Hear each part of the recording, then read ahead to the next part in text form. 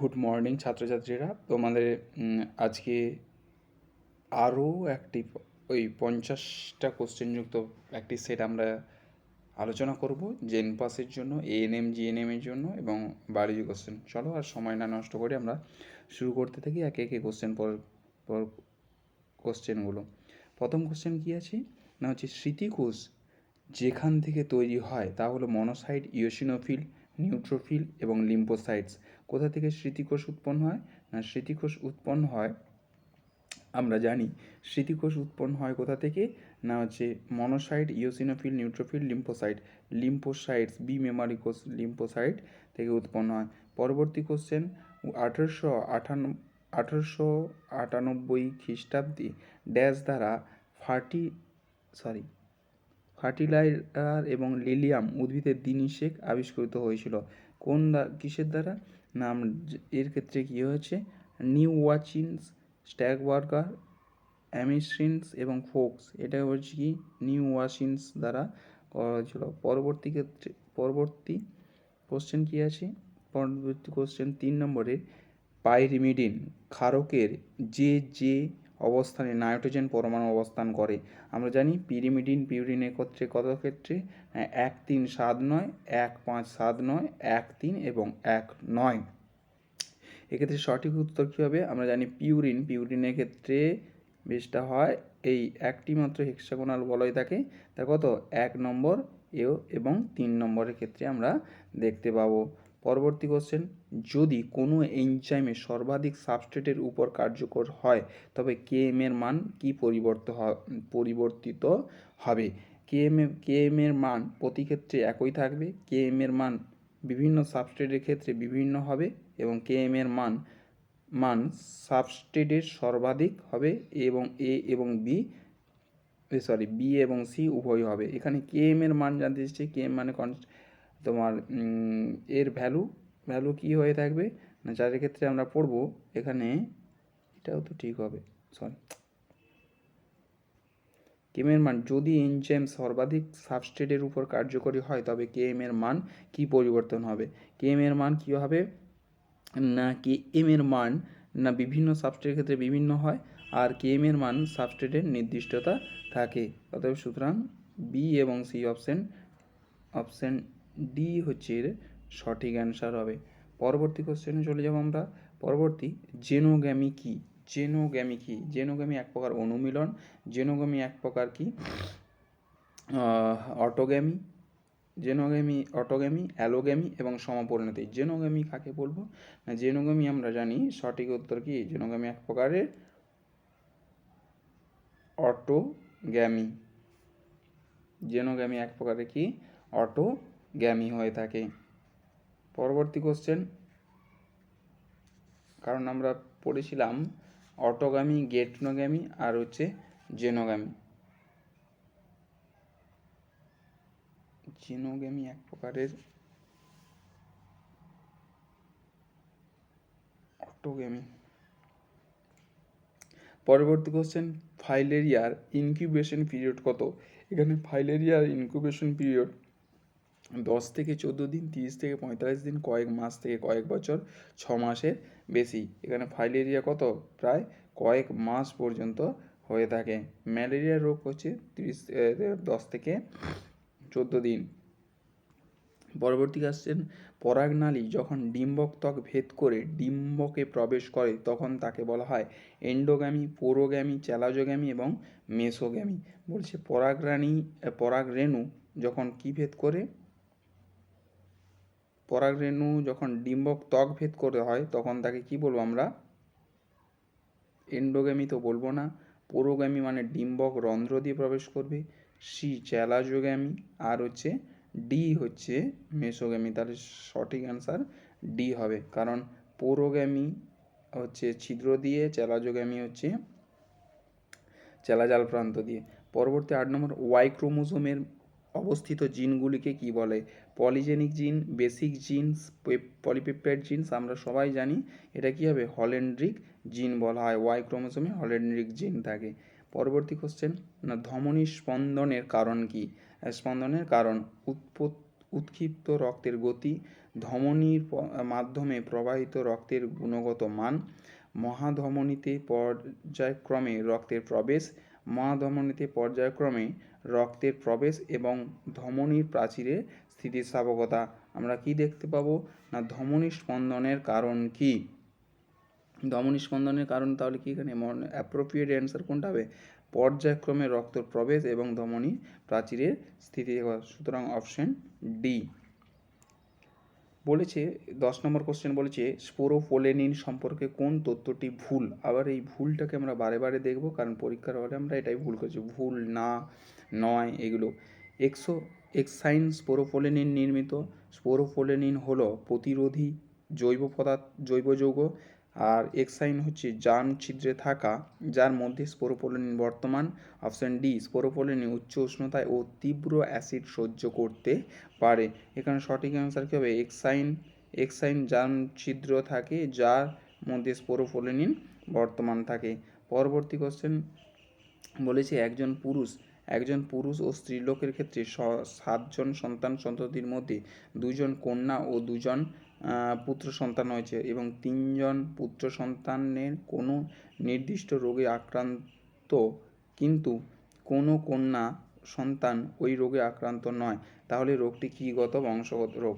লিঙ্গ সংযোজিত প্রকট, লিঙ্গ সংযোজিত প্রচ্ছন্ন, লিঙ্গ সীমিত প্রচ্ছন্ন আর অটোজোম বাহিত প্রকট রোগ। বলেছে কি এটা, বলেছে কোনো কন্যা সন্তানই, বলেছে একজন স্ত্রী পুরুষের মধ্যে দুজন কন্যা এবং 5 জন পুত্র সন্তান, এদের মধ্যে 3 জন পুত্র সন্তান কোনো রোগে আক্রান্ত, কোনো একটি রোগে নির্দিষ্ট রোগে আক্রান্ত, কিন্তু কোনো কন্যা সন্তান এই রোগে আক্রান্ত নয়, তাহলে সুতরাং হ্যাঁ লিঙ্গ সংযোজিত প্রচ্ছন্ন জিন, সেই জন্যই কি হচ্ছে এরা হচ্ছে পুরুষরা কেবলমাত্র অ্যাটাক রয়েছে, মেয়েরা কোনো আক্রান্ত হয়নি। প্রচ্ছন্ন কারণ হচ্ছে পুরুষদের ক্ষেত্রে একটাই মাত্র এক্স ক্রোমোজোম থাকে, বা এক্ষেত্রে হয়ে থাকবে। পরবর্তী কোশ্চেন 12 নম্বর কোশ্চেন পড়ব, স্তম্ভদ্বয়ের মধ্যে উপযুক্ত জোড় গঠন করতে বলেছে। কি কি দিয়েছে, প্রথম পি এ দিয়েছে রাইনোসেরাস, কিউ হচ্ছে ইনসিটু আর কনজারভেশনস, এক্সিটু কনজারভেশনস আর হটস্পট। আচ্ছা, হটস্পট দিয়েছে, তাহলে কোন এখানে আমরা এক এক করে দেখে নেব। রাইনোসেরাস, আচ্ছা এই যে রাইনোসেরাস হচ্ছে national park, Kaziranga national park. In situ সংরক্ষণ হচ্ছে এই যে on site conservations, ex situ conservations off site conservations বলতে পারি আমরা, আর হটস্পট হাই এন্ডেমিক স্পিসিস এই হবে। তাহলে সুতরাং অপশন এ সঠিক অ্যান্সার হবে। পরবর্তী কোশ্চেন চলে যাব, ট্যাক্সোনমি ক্যাটাগরির সঠিক ক্রম কোনটি শনাক্ত করো। সঠিক ক্রম জেনাস অর্ডার, আচ্ছা এখানে একটা দাগ হবে,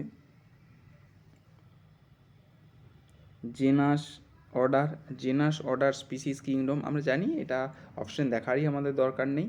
কি করব আমরা না, যে স্পিসিস জেনাস অর্ডার আর ফাইলাম এই হচ্ছে অ্যাসেন্ডিং ক্রমে, আর কোনো species order genus phylum, species order না, স্পিসিসের পর জেনাস আসে, স্পিসিসের পর জেনাস অর্ডার আসে না, এটা হবে না, স্পিসিস জেনাস কিংডম অর্ডার না, আর এটা হবে না, তাহলে অপশন বি।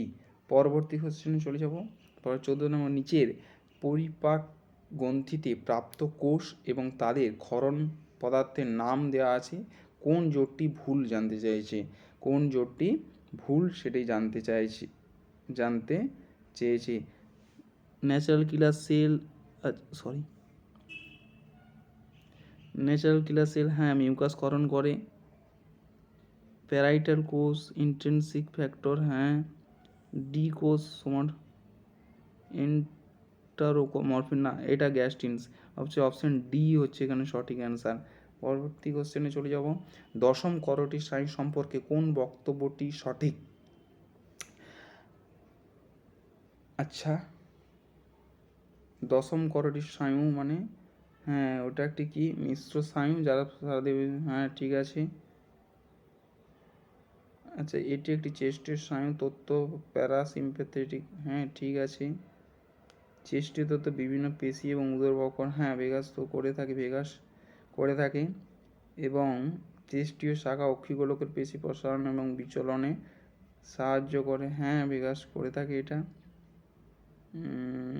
এতগুলো ঠিক হয়ে যাচ্ছে।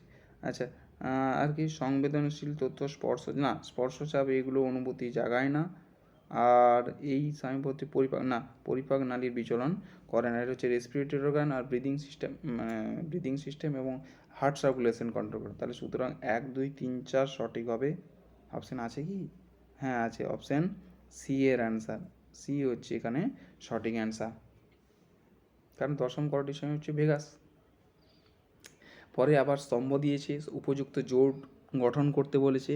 কি কি না আমাদের বলেছে, প্রথম স্তম্ভ দিয়েছে কি না এনভায়রনমেন্টাল প্রোটেক্টেড অ্যাক্ট। আচ্ছা আচ্ছা আচ্ছা, এনভায়রনমেন্টাল প্রোটেক্টেড অ্যাক্ট কত সালে হয়েছিল? 1974, 1975, 1978, 1986, 1981। Environmental protected act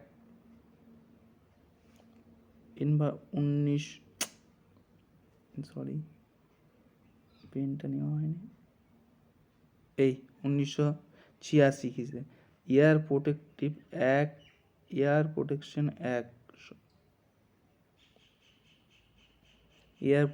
act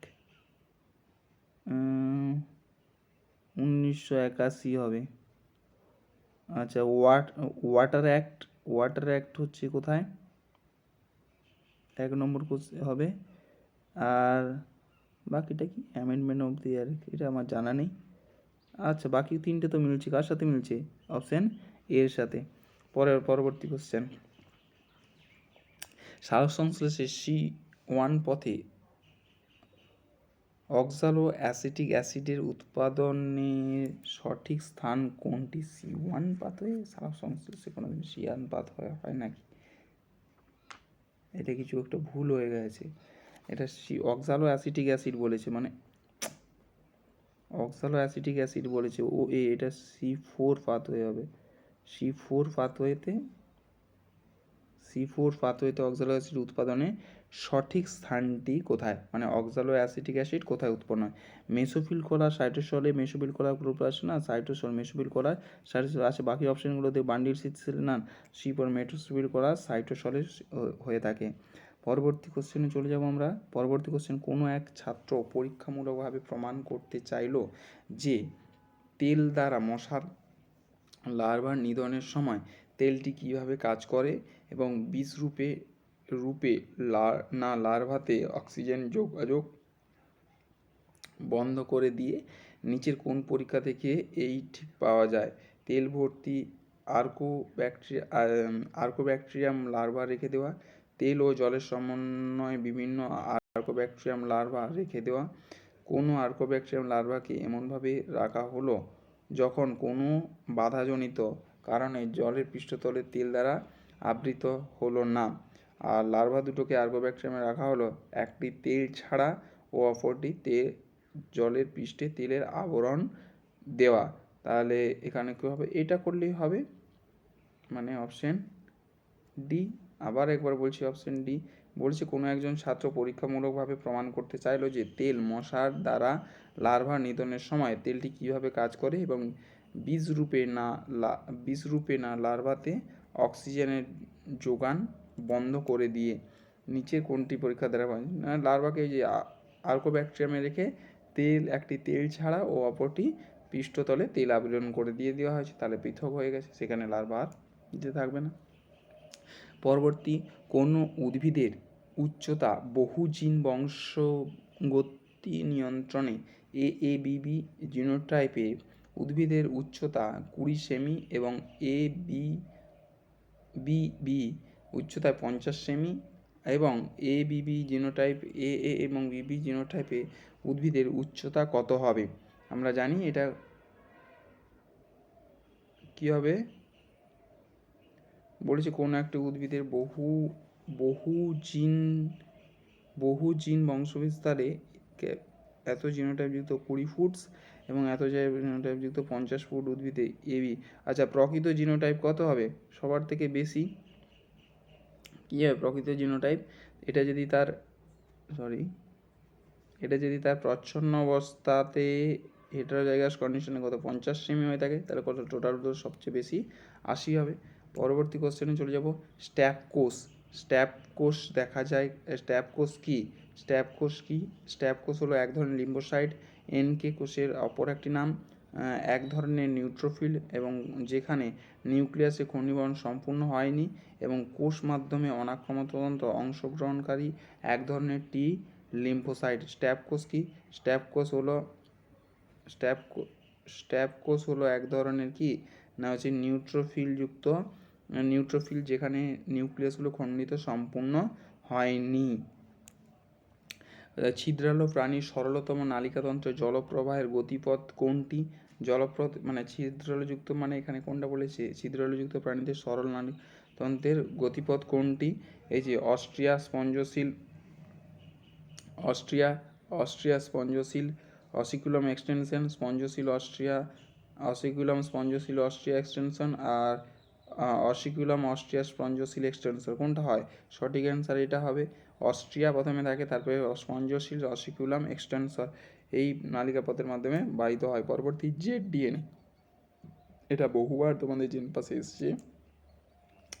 Z DNA কী হয়? এ তো দেখাই যাচ্ছে বামাবর্তী এবং প্রতিপাকে কত 12 জোড়া করে থাকে, আর বাকি অপশানগুলো হবে না। ডানবর্তী তো হবে না, এদিকেও ডানবর্তী, আর এটা তো 10 জোড়া। এর কত থাকে? এক্সেপশনাল থাকে, এটা বামাবর্তী হয়ে থাকে আর 12 জোড়া। পরবর্তী কোশ্চেন না, সাইন্যাপসের মাধ্যমে স্নায়ু স্পন্দনের পরিবহনের সময় সাইন্যাপটিক ভেসিকলস থেকে যা কিউ আয়নের প্রভাব এবং পি নামক নিউরোট্রান্সমিটার ক্ষরিত হয় এবং পি ও কিউকে শনাক্তকরণ।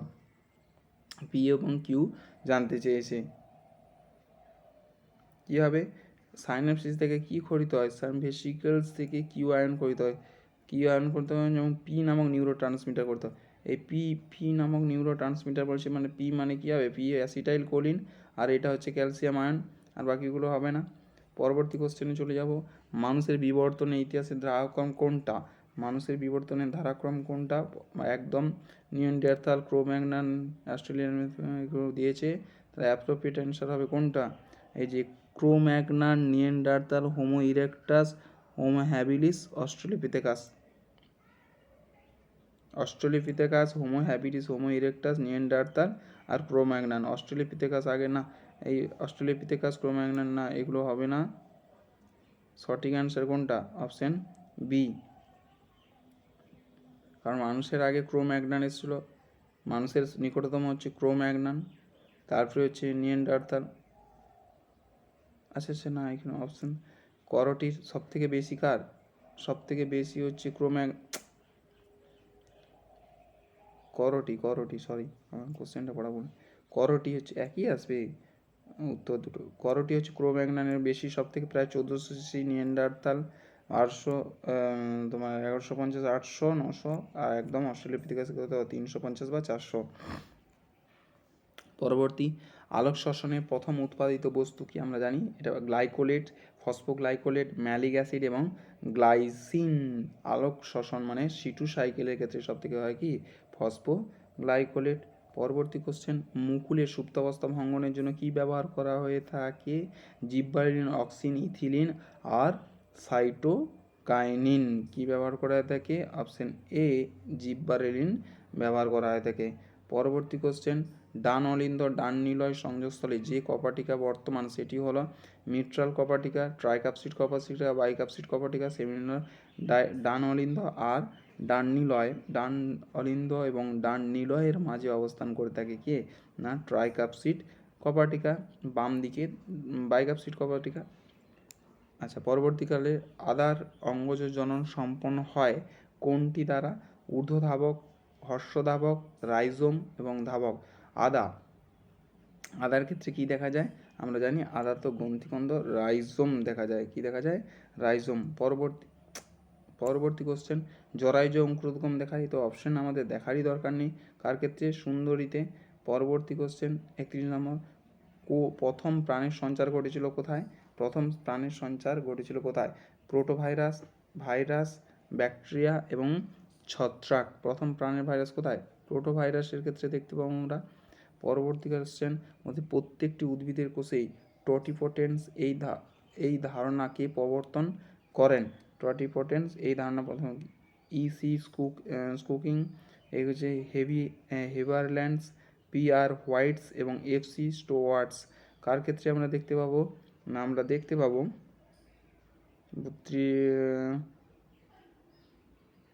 এই যে হ্যাভার্টসবার্গের ক্ষেত্রে দেখতে পাবো। পরবর্তী কোশ্চেন, তোমাদের CDNA মানে কমপ্লিমেন্টারি ডিএনএ কী করে থাকে? কমপ্লিমেন্টারি ডিএনএ কী করে থাকে? রিভার্স ট্রান্সক্রিপ্টেজ দ্বারা ডিএনএ ক্লোন, চক্রাকার ডিএনএ না, রিকম্বিনেন্ট। এইটা হচ্ছে রিভার্স ট্রান্সক্রিপ্টেজ দ্বারা উৎপন্ন ডিএনএকে রিভার্সে উৎপন্ন হয়, সেই জন্য এক্সন, যেখানে ইন্ট্রন এবং এক্সন পার্টগুলো আলাদা হয়ে এক্সন পার্টগুলো যে তাই রিভার্স ট্রান্সক্রিপ্ট বা কমপ্লিমেন্টারি ডিএনএ বলা হয়। পরবর্তী কোশ্চেন, কোনটি ভাসমান জলজ উদ্ভিদ? কোনটি? না, অপশান এ দিয়ে আছে, এটা তো হবেই, আর এগুলো হবে না, ট্রাইফা হবে না। কোনটি ভাসমান উদ্ভিদ? ট্রাইফা, স্যাজিটেরিয়া এবং নাজা, সেগুলো হচ্ছে জল নিমজ্জিত উদ্ভিদ। এটা হচ্ছে কি? স্পিরিওডেলা হচ্ছে ভাসমান উদ্ভিদ। পরবর্তীকালে ওজোন স্তর ধ্বংসের কারণ কি? আমরা সবাই জানি এটা ওজোন স্তর ধ্বংসের কারণ। ওজোন স্তর ধ্বংসের কারণ কত? না, CFC। পরবর্তী কোশ্চেন 35, করির চক্র, এটা আগেও করানো হয়েছে। করির চক্র কোথায় হয়ে থাকে? না, আমাদের যকৃৎ এবং পেশিতে। কোথায়? যকৃৎ এবং পেশিতে। পরবর্তী কোশ্চেনে চলে যাব। প্লাজমা প্রোটিনের কার্যকারিতার সময় কতদিন? প্লাজমা প্রোটিন কতদিন? 10, 14, 20, 10, 14, 20 আর 12। 10, 14, 20 আর 12 কতদিন? 14 দিন প্লাজমা প্রোটিন। তারপর হচ্ছে যে ন্যূনতম আলোক তীব্রতা সালোক সংশ্লেষ হার সমান হয় তাকে বলা হয় ভার্গুপসের প্রভাব, এমারসন প্রভাব, আলোক পূর্তিবিন্দু এবং সালোক সংশ্লেষ পূর্তিবিন্দু, তাকে কি বলবো আমরা? আলোক পূর্তবিন্দু বলা হয়ে থাকে। পরবর্তী কোশ্চেন, প্রতিরোধক নিউরোট্রান্সমিটারটি হলো কি? অ্যাসিটাইল কোলিন, ডোপামিন আছে, গাবা হচ্ছে নেগেটিভ নিউরোট্রান্সমিটার হচ্ছে গাবা, GABA। পরবর্তী 40, পোল্ট্রি বার্ডের ছত্রাক ঘটিত রোগ কোনটি? রানীক্ষেত, কলেরা, পক্স এবং অ্যাসপারজিলোসিস। পোল্ট্রি বার্ডের ক্ষেত্রে কি দেখতে পাবো আমরা? না, দেখতে পাবো কি? রানীক্ষেত দেখা যায়। পরবর্তী রানীক্ষেত, বোটুলিজম, এগুলো দেখা যায়। কোন বিটি ফসল ভারতে চাষ করা হয়? বেগুন, তুলো, সোয়াবিন। বিটি কটন হয়, বিটি কটন। পরবর্তী কোশ্চেন, যখন কোনো পিউরিন অপর পিউরিন দ্বারা প্রতিস্থাপিত হয় তাকে বলা হয় ডিলিশন, অ্যাডিশন, ইনভার্সন, সাবস্টিটিউশন। তাকে কি বলবো আমরা? না, সাবস্টিটিউশন। একটা পিউরিনকে দেয়, মানে চেঞ্জ করছে, তখন তাকে বলবো আমরা সেই পিরিমিডিন বা পিরিমিডিন ট্রানজিশন। এই সাবস্টিটিউশন মতবাদ বলা হয়। প্রান্তীয় বাধা সব থেকে বেশি কোথায়? ধমনী, উপধমনী, শিরা এবং রক্তজালক এর ক্ষেত্রে দেখা যায় প্রান্তীয় বাধা। কার ক্ষেত্রে দেখতে পাবো আমরা? না, শিরার ক্ষেত্রে প্রান্তীয় বাধা সব থেকে বেশি। মানুষের বিবর্তনের কোথায় ঘটে বলে অনুমান করা হয়? অস্ট্রেলিয়া, এশিয়া, আফ্রিকা এবং দক্ষিণ আফ্রিকা। সাধারণত আফ্রিকাকেই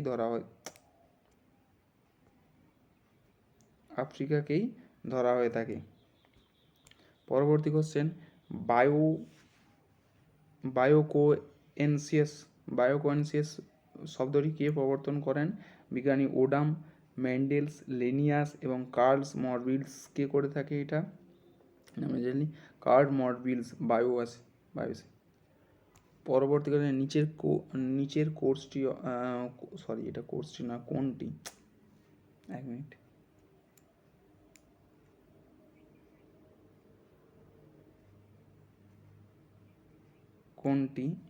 কোনটি অমিল, প্যারাথাইরয়েড, টিটানি, অগ্নাশয়, diabetes insipidus, adrenaline, cortex, adrenal cortex থেকে পুশিং সিনড্রোম, থাইরয়েড হচ্ছে গলগণ্ড। তাহলে এই যে অগ্নাশয় থেকে কী হয়, ডায়াবেটিস ইনসিপিটাস, প্যারাথাইরয়েড টিটানি হবে, অ্যাড্রিনাল কোচিং সিনড্রোম গলগণ্ড হবে, এইটাই অপশান বি। পরবর্তী কোশ্চেনে চলে যাব আমরা।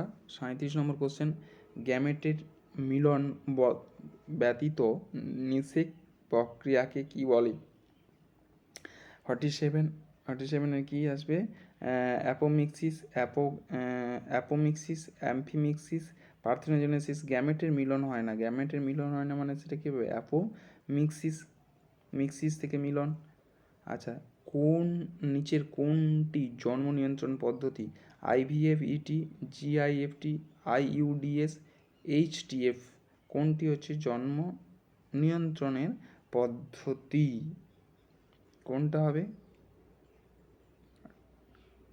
IVF তো পদ্ধতি, যে IUDS, ইন্ট্রাইউটেরাইন ডিভাইস সিস্টেম, এইটা। পরবর্তী কোশ্চেন 48, হর্ষদ্বীপা উদ্ভিদের পুষ্প পরিস্ফুটনে সহায়তা করে? অক্সিন, জিব্বারেলিন, ইথিলিন আর সাইটোকাইনিন। এখানে কি হবে? আমরা জানি পুষ্প পরিস্ফুটনের জন্য কি হবে? জিব্বারেলিন। পরবর্তী কোশ্চেন এবং আজকে লাস্ট কোশ্চেন, বর্তমান ভারতে গুরুত্বপূর্ণ হটস্পট কোনটা? এখানে তো দেখা যাচ্ছে একটাই মাত্র হচ্ছে পূর্ব হিমালয়া, আরাবল্লী জলাভূমি, বাকি পূর্ব হিমালয় একটি হটস্পটের নাম দেওয়া আছে এখানে, পূর্ব হিমালয়, সুতরাং এটাই অ্যান্সার হবে। পরবর্তী কোশ্চেন নেই। থ্যাংক ইউ, সবাই ভালো থেকো, খুব ভালো করে পরীক্ষা দাও। পরের সেশনটায় তোমাদের সম্ভবত চ্যাপ্টার ওয়াইজ 2 নম্বরের কোশ্চেন 11-12 আলোচনা করা হবে। Thank you.